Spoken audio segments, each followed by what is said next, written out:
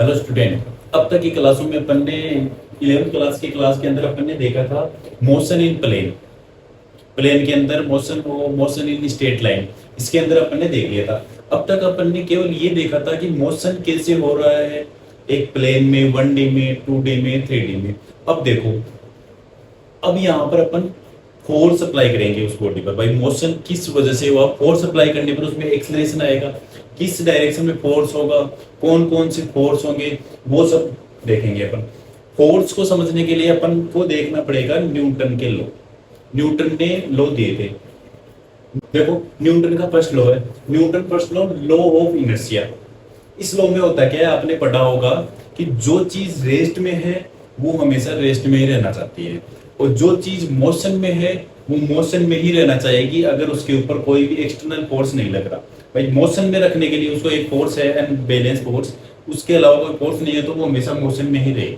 जैसे आप किसी बॉल को किक मारोगे, अगर ए रेजिस्टेंस नहीं होगा तो वो बॉल हमेशा चलती रहेगी। मोशन में है तो वो मोशन में रहेगी, और जो स्टे है, अगर कोई भी फुटबॉल की बॉल एक जगह रखी हुई है तो वो हमेशा एक जगह ही रखी रहेगी अगर उसके ऊपर कोई एक्सटर्नल फोर्स नहीं लग रहा। देखो, इसकी डेफिनेशन आप ये लिख सकते हो, इसके अंदर आप ये लिख सकते हो, ये डेफिनेशन।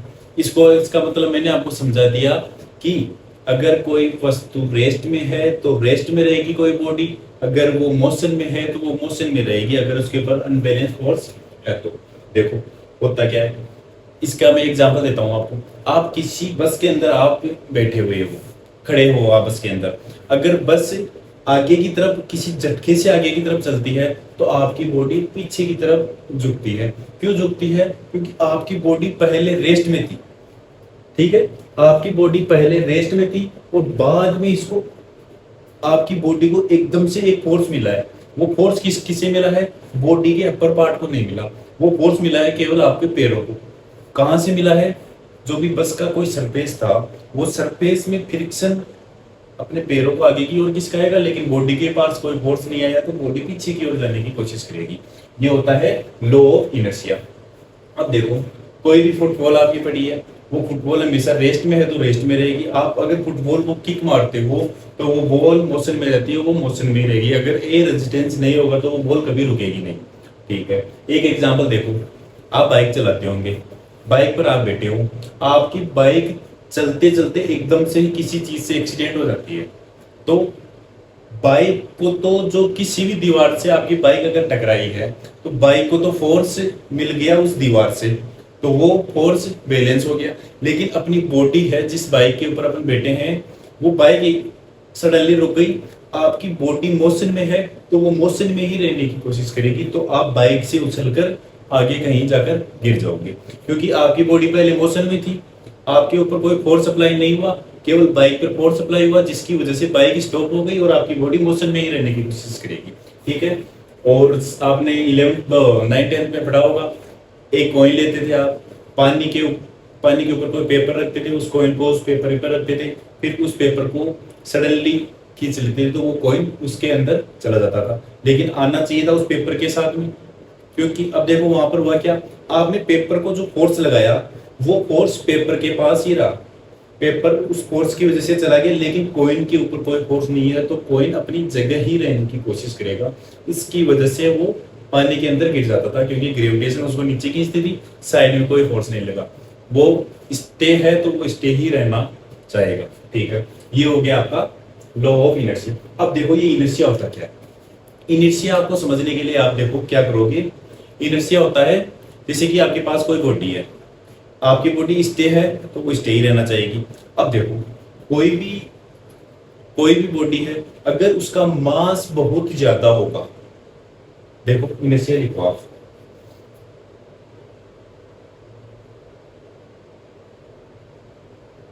हाँ देखो इनर्शिया होता क्या है? Inertia is the object resistance to a change in stay of rest and stay of motion. ठीक है, इनर्शिया देखो, आप समझो इस चीज को। इनर्शिया होता है, इनर्शिया ये है भाई, कोई भी बॉडी आपकी अगर रेस्ट में है तो वो रेस्ट में ही रहेगी, उसके लिए एक रेजिस्टेंस काम करेगा उसको रेस्ट में रखने के लिए, उसे बोलते हैं इनर्शिया। अगर आपकी बॉडी मोशन में है तो वो मोशन में ही रहेगी। अब देखो, आपके पास कोई एक ब्लॉक है 10 केजी मास का, ठीक है। अब 10 केजी मास का आपके पास ब्लॉक रखा हुआ है, उसको आप किक मारते हो तो पहले तो वो इनर्शिया इस रेस्ट में है, आप उसको किक मारते हो तो वो माना खिसक गया वो अपनी जगह से, ठीक है, वो मोशन के अंदर आ गया और मोशन में रहेगा वो आगे। अब देखो उसकी जगह पर अपन 20 केजी मास का ब्लॉक ले लेंगे, उसको आप किक मारोगे तो क्या आप उसको किक मार पाओगे? नहीं, आपको ज्यादा फोर्स लगाना पड़ेगा। तो देखो इनर्शिया किसके ऊपर डिपेंड किया? बॉडी के ऑब्जेक्ट के मास के ऊपर, ठीक है। तो देखो मोर अगर मोर मास एंड मोर इनर्शिया, अगर इनर्शिया जिसका ज्यादा है उस बॉडी का मास ज्यादा होगा। इसको समझने के लिए आप देखो, आपके पास एक है छोटी टॉय कार और एक है कार, एक जोर वाली कार। अगर आप टॉय कार को फोर्स लगाते हो है, जैसे कि ये है आपके पास टॉय कार, इसको आप एयर फोर्स लगाते हो इधर से, ठीक है, ये आगे खिसकेगी। अब देखो इसकी जगह अगर आप कोई बड़ी कार लेते हो, एक्चुअल वाली कार, टॉय कार नहीं है, सेम फोर्स एफ लगाते हो, क्या आप उसे किसका पाओगे? अगर किसका भी पाओगे तो उसका मोशन थोड़ा कम होगा, इसका मोशन थोड़ा ज्यादा होगा, ठीक है। तो क्या इनर्शिया क्या हुआ? इनर्शिया में मोर मास मोर इनर्शिया, लो मास लो इनर्शिया, ठीक है। फर्स्ट लो हो गया कि अगर कोई बॉडी मोशन में है तो वो मोशन में ही रहने की कोशिश करेगी, अगर कोई बॉडी रेस्ट में है तो वो रेस्ट में रहने की कोशिश करेगी, ठीक है। अब देखो अपन देखते हैं न्यूटन का second law.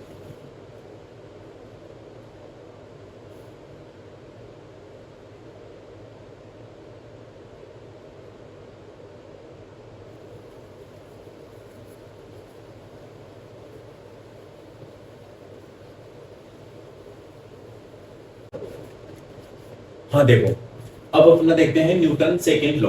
Newton second law क्या होता है? ये आपको फोर्स का मैग्नीट्यूड बताएगा। न्यूटन का सेकंड लॉ फोर्स का मैग्नीट्यूड बताएगा। पहला लॉ आपको बता दिया कि फोर्स होता क्या है, व्हाट इज फोर्स। देखो इसमें क्या है, rate of change of momentum of particle is directly proportional to net force acting on the particle. देखो यहां पर मैंने नेट फोर्स क्यों लगाया है? नेट फोर्स इसलिए लगाया है क्योंकि देखो अगर आपके पास एक ब्लॉक है, ये ब्लॉक मान लीजिए, इस ब्लॉक के इस साइड से आप F1 फोर्स लगाते हो और इस साइड से आप F2 फोर्स लगाते हो, तो देखो इन दोनों फोर्स में से किस वाले फोर्स का मैग्नीट्यूड ज्यादा है, और दोनों को माइनस करेंगे, फिर जो नेट फोर्स आएगा वो इनवर्सली प्रोपोर्शनल होगा आपका मोमेंटम के, ठीक है। तो देखो F net proportional of momentum dp by dt, ये हो गया आपका। अब देखो मोमेंटम है क्या? हाँ, मोमेंटम आपका होता है P बराबर mv, ठीक है। हाँ देखो मोमेंटम होता है P बराबर mv, यहां पर ये है वेलोसिटी और ये है मास। हाँ देखो किसी भी बॉडी का मास उसको उसकी वेलोसिटी से मल्टीप्लाई करते ही वो उसका आता है मोमेंटम। अब मोमेंटम के बारे में अपन जैसे जैसे आगे वाली क्लासों में जाएंगे डीपली पढ़ेंगे, यहाँ पर आप केवल सिंपली आप मोमेंटम को ये मान के चलो, ठीक है। अब देखो ये प्रोपोर्शनल होता है चेंज ऑफ मोमेंटम, तो जो न्यूटन ने लिया है कैलकुलेशन को स्लो करने के लिए, आसान करने के लिए, जो प्रोपोर्शनल कांस्टेंट है उसको 1 मान लेते हैं, ठीक है। तो F net equal to 1 proportional constant लिया तो dp बाई dt हो गया। मोमेंटम की वैल्यू यहां पुट कर देंगे तो d बाई dt बराबर हो गया mv, ठीक है। तो ये हो गया, पहले तो देखो इसका डिस्प्ले चेक करेंगे, बाद में इसका करेंगे। तो m को बाहर ले लिया, dv बाई dt हो गया, यहां पर v को बाहर ले लिया, dm बाई dt ले लिया। अब देखो यहां पर अपन स्टडी करेंगे कांस्टेंट मास, यहां पर मास वेरी नहीं करेगा, ठीक है। तो मास वेरी नहीं करेगा तो ये वाली टर्म अपन ले लेंगे 0, ठीक है, dv बाई dt अपना क्या होता है, एक्सीलरेशन। तो ये हो गया M A vector F negative, ये हो गया फोर्स का मैग्नीट्यूड। तो न्यूटन का सेकंड लॉ क्या कहता है कि rate of change of momentum is proportional to net force acting on body. पर जिस बॉडी पर जो नेट फोर्स लग रहा है वो मोमेंटम के चेंज के बराबर होगा। भाई कितने टाइम के अंदर कितना मोमेंटम चेंज हो रहा है। जैसे कि देखो t बराबर 1 सेकेंड में अगर किसी बॉडी 1 kg की बॉडी 1 से लेकर v बराबर 1 मीटर पर सेकेंड से 2 मीटर पर सेकेंड होती है। कितना हुआ, 1 kg की बॉडी 1 kg की बॉडी 1 मीटर पर सेकेंड से 2 मीटर पर सेकेंड से चेंज होती है, तो उसके लिए फोर्स कितना अप्लाई करना पड़ेगा। तो मोमेंटम में कितना चेंज हुआ, 1 to 1 और टाइम 1, उसको 1 न्यूटन फोर्स लगाना पड़ेगा। ठीक है, तो देखो ये हो गया आपका सेकंड लॉ। इसके अंदर आप देखो, हाँ इसके अंदर आपको पता चलता है कोई भी, जैसे एक ब्लॉक है आपके पास, ठीक है, एक ब्लॉक लेते हैं, उस ब्लॉक का मास मान लिया अपन ने एम मास मान, ठीक है। एक लड़का इसे इस डायरेक्शन में एफ फोर्स प्रोवाइड करवाता है, इस ब्लॉक को एफ से खींचता है। तो देखो यहाँ मास, यहाँ फोर्स, इसका एक्सेलरेशन में मान लेता हूँ ए आ जाता है। ये एफ फोर्स अप्लाई करने के बाद में इसका एक्सेलरेशन ए आता है, तो एफ बराबर हो गया एम। ठीक, तो देखो इसका एक्सेलरेशन आपको किसी भी बॉडी के ऊपर, एम मास की बॉडी हो उसके ऊपर आप फोर्स अप्लाई करते हो तो उसका एक्सेलरेशन आप निकालोगे a equal to f by m. ठीक है, यहाँ पे अब देखो यहाँ पर मैं मास इस ब्लॉक के ऊपर एक ब्लॉक और पुट कर देता हूँ, जैसे कि इस ब्लॉक के ऊपर एक ब्लॉक एम एम और सेम जो बॉय था वो फोर्स लगा रहा है एफ। ठीक है, सेम फोर्स लगा रहा है एफ। तो देखो यहां पर क्या होगा एक्सेलरेशन, यहां पर एक्सेलरेशन देखो, मास आपका हो गया, मैंने क्या बताया, एक्सेलरेशन आपका होगा ए डेज, मास आपका हो गया, फोर्स आपका एफ अप्लाई कर रहे हैं, मास का हो गया आपका 2a। ठीक है, तो इस वाले एक्सेलरेशन से ये वाला एक्सेलरेशन होगा हाफ। देखो ये था एफ बाई एम, तो इसकी वैल्यू में रख सकता हूं ए बाई। ठीक है, अगर यहां पर 3 ब्लॉक रख देता तो a बाई 3 हो जाता। ठीक है, हाँ तो देखो यहां से क्या पता चला आपको कि अगर अपन जैसे जैसे मास को बढ़ाएंगे वैसे वैसे आपको सेम एक्सेलरेशन रखने के लिए फोर्स को भी उसी क्वांटिटी से आपको बढ़ाना पड़ेगा। ठीक है, अब देखो केवल 10 kg मास का आपके पास एक ब्लॉक है, उसके पर आप 10 न्यूटन का एक फोर्स लगाते हो। ठीक है, उसका एक्सेलरेशन आ गया आपका 1 मीटर पर सेकेंड। अगर वहां पर आप 20 kg का मास रख देते हो और आपको एक्सेलरेशन सेम लेना है, सेम एक्सेलरेशन लगे, तो बॉय को कितना फोर्स लगाना पड़ेगा। तो जाहिर सी बात है आपको 20 न्यूटन का फोर्स वहां पर लगाना पड़ेगा। ठीक है, समझ गए होंगे मेरे हिसाब से आप। वो क्या होता है, एक्शन एंड रिएक्शन का नियम। ठीक है, इसके अंदर आपको फोर्स की डायरेक्शन का पता चलेगा कि फोर्स किस डायरेक्शन में लग रहा है। देखो ये होता है, अपन ने देखा होगा इस फोर्स के अंदर, आप जैसे किसी भी दीवार के ऊपर फोर्स लगाते हो, कोई भी वॉल है उस वॉल पर आप फोर्स लगाते हो, वॉल आगे नहीं खिंच सकती। ठीक है, वॉल एक जगह स्टे रहती है, तो आप वॉल के ऊपर फोर्स लगाते हो, तो जितना फोर्स आप वॉल पे लगा रहे हो वो वॉल भी उतना ही फोर्स अपोजिट डायरेक्शन में आपके ऊपर लगाएगी। ठीक है, देखो इसे आप समझने के लिए क्या करोगे, हाँ force always exist in pair. ठीक है, मतलब फोर्स हमेशा एक पेयर के अंदर लगता है। जैसे कि ये एक ब्लॉक है आपके पास एक ब्लॉक है, ठीक है, हाँ ए और बी। देखो अगर आप किसी ब्लॉक के ऊपर एफ फोर्स लगाते हो ये, ठीक है, तो ये ब्लॉक बी ब्लॉक पर फोर्स लगाएगा, यहां पर एफ बाई पूरा फोर्स यहां पर ट्रांसफर हो गया एफ। तो देखो जितना फोर्स आप ए पर लगा रहे हो वो फोर्स वो बी को ट्रांसफर करेगा, भाई बी के ऊपर वो फोर्स चला जाएगा। ठीक है, ये फोर्स बी के ऊपर गया तो बी भी इसके ऊपर सेम फोर्स एफ लगाएगा। ठीक है, जो फोर्स ए बी के ऊपर लग रहा है, तो देखो फोर्स एफ वो माइनस फोर्स बी अपना ए,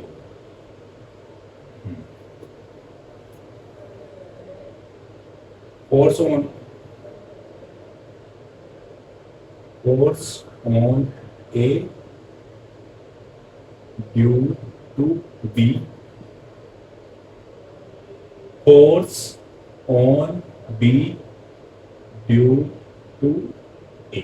ठीक है, फोर्स की डायरेक्शन, जैसे कि आप किसी वॉल के ऊपर फोर्स लगा रहे हो, एफ फोर्स लगा रहे हो, तो वॉल भी आपके ऊपर अपोजिट डायरेक्शन में सेम फोर्स लगाएगी, तभी तो मोशन नहीं हुआ। ठीक है, समझ पा रहे हो मेरी बात को? अगर आप वॉल के ऊपर फोर्स लगाते और वॉल आपका सेम वॉल आपके ऊपर फोर्स नहीं लगाती, तो वॉल आगे खिसक जाती। ठीक है, अब देखो यहां पर देखो, अगर कोई ये दोनों ब्लॉक यहाँ पर रेस्ट पर है जो आगे नहीं खिसक रहे हैं एफ फोर्स की वजह से, तब ये फोर्स सेम रिएक्शन फोर्स होगा इसके अंदर। तो देखो सेम में अपन लेते हैं, कोई भी आप फुटबॉल देते हो, उस फुटबॉल के ऊपर आप फोर्स लगाते हो। ठीक है, कोई भी फोर्स आपने एफ अप्लाई किया यहां पर, फुटबॉल आगे खिसकेगी।